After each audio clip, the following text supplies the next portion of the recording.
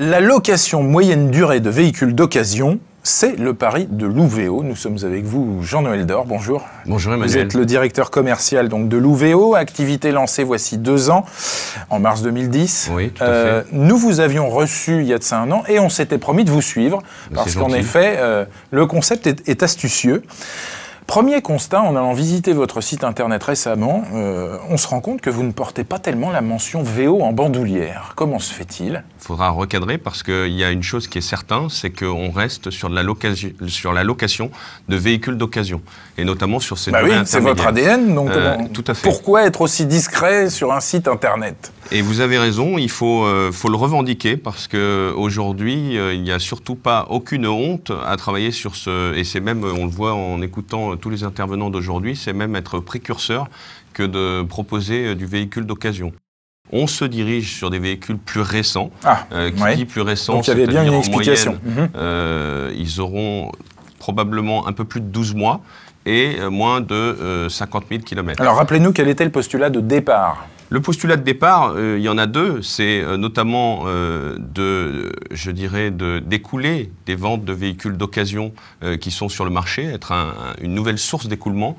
Et la deuxième, c'est de proposer... Vous êtes filiale d'Arval, rappelons-le, oui, donc c'est pas idiot non plus. Arval est notre premier apporteur d'affaires, puisque 50% des affaires que nous traitons sont apportées par notre maison mère Arval. Voilà. Et d'ailleurs, on va donc renforcer... une source de recommercialisation VO pour eux. Voilà. Bien sûr, seulement 40%. Oui, alors sauf que vous nous dites aujourd'hui que finalement, il va falloir que vous rajeunissiez vos VO. Alors, Arval va pas être content. Arval va être content parce que, justement, la deuxième raison, c'est la complémentarité de l'offre produit. C'est-à-dire que, et c'est la cible de notre activité, c'est donc de répondre à des problématiques liées à des durées intermédiaires que peuvent rencontrer les entreprises. Alors, qu'on comprenne bien, quels sont les besoins et quelles sont ces entreprises on a l'impression que vous êtes un peu l'intérim du... Oui, je vois que vous avez retenu la phrase que j'avais citée lors de la première intervention. Elle est séduisante. Oui, tout à fait. Oui. La cible... Quels sont ces besoins précis? Quelles entreprises? J'en vois 3. Il y a une cible qui, en effet, va être apportée logiquement par notre maison mère, mais pas seulement.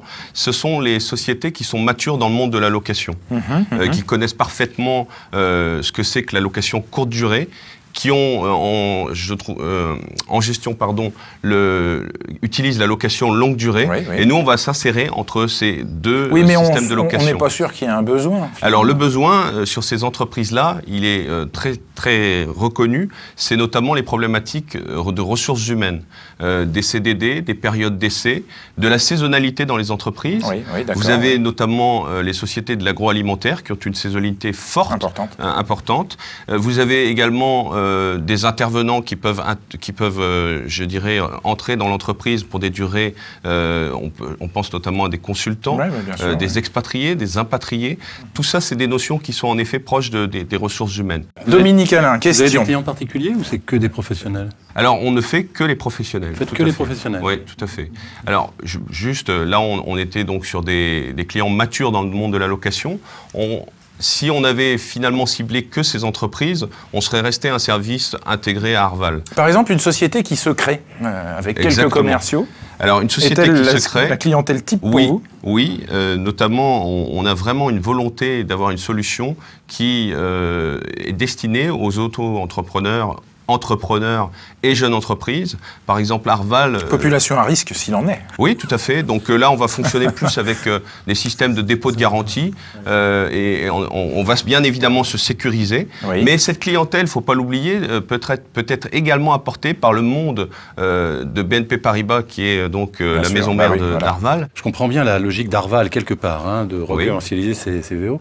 Ensuite, le VO, puisque c'est une location, mais à bas, il revient. Oui, tout à fait. Question, vous faites quoi? Vous le relouez à nouveau? Alors c'est une excellente question et je crois que c'est une conséquence de notre activité après 2 années d'exercice. Il y en a certains qu'on va relouer, bien évidemment. C'est-à-dire qu'aujourd'hui, on doit pouvoir amener ces véhicules sur une durée interne au sein de l'UVO de 24 mois. C'est-à-dire qu'à la sortie, le véhicule pourrait avoir 36 mois. Puisqu'on l'a acheté dans une durée moyenne 36 à 48 mois, dirons-nous. Exactement. Voilà. Ça, mais vous le disiez très justement tout à l'heure, il y a des effets donc, de l'âge, du kilométrage, et il y en a certains, en fonction du marché dont on vient de parler, qu'il sera opportun de revendre immédiatement après la fin de la première location. Donc vous allez finalement amener les VO à la durée moyenne d'un contrat de location longue durée. Bien sûr, bien sûr. Ça, il n'y a jamais eu de changement là-dessus. C'est qu'on ne va pas perturber le marché du véhicule d'occasion. Quelle est la durée moyenne de location? Alors justement, j'avais quelques chiffres ans. parce que vous me demandiez un peu les éléments après 2 années d'exercice, et notamment l'année 2011 a été une année complète, c'est important. Donc la durée moyenne, pour commencer par ça, on a une durée moyenne de 12 mois. Est-ce que c'est pas inférieur à ce que vous pensiez au départ? Non, c'est pas inférieur, et par contre, l'inconvénient ou l'avantage, c'est qu'il faut qu'on reste à cette durée moyenne de 12 mois. C'est-à-dire que... pour que le VO ne se déprécie pas trop? Exactement. Donc c'est presque de la courte, ça. 12 mois, non, je ne pense pas que ce soit de la courte. Si on était sur des durées inférieures, vous avez raison, ce qui serait de la courte, c'est de descendre... C'est 6 à 8. Voilà. Oui, ça serait de... Ça, c'est la durée moyenne de location. On serait probablement sur de la courte.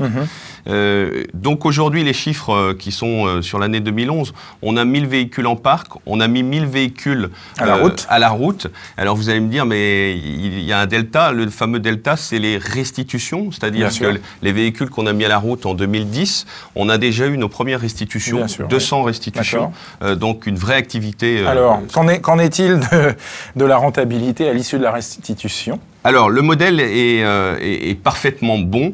Et on a eu la confiance de nos actionnaires, et là aujourd'hui on doit accélérer. Comme le modèle était rentable, maintenant vous avez le double en objectif. Exactement, vous avez tout compris. L'objectif de 2012, c'est d'approcher les 3000 véhicules en parc. Là, pour ne rien vous cacher, on est sur un rythme de 2000, donc il faut qu'on casse encore le rythme pour passer à une vitesse supérieure. Ça passe par des recrutements, un renforcement de l'équipe sur l'Île-de-France, avec, moi je double mon équipe commerciale entre 2011 et 2012. Donc, l'UVO se développe uniquement en France. Avez-vous des prétentions à l'international, en Europe?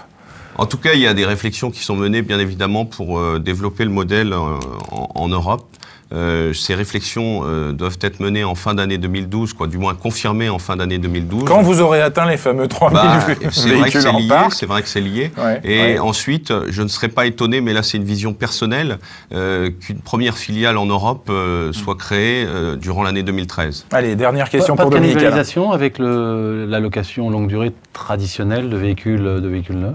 Alors aujourd'hui, en tout cas, c'est un objectif qu'on s'est fixé, c'est qu'il ne faut impérativement pas cannibaliser les deux activités, l'activité de location longue durée, et c'est la moins compliqué à cannibaliser. On pourrait, parce que c'est vrai que les entreprises nous tendent plutôt vers la courte durée. Et là aussi, il ne faut pas cannibaliser.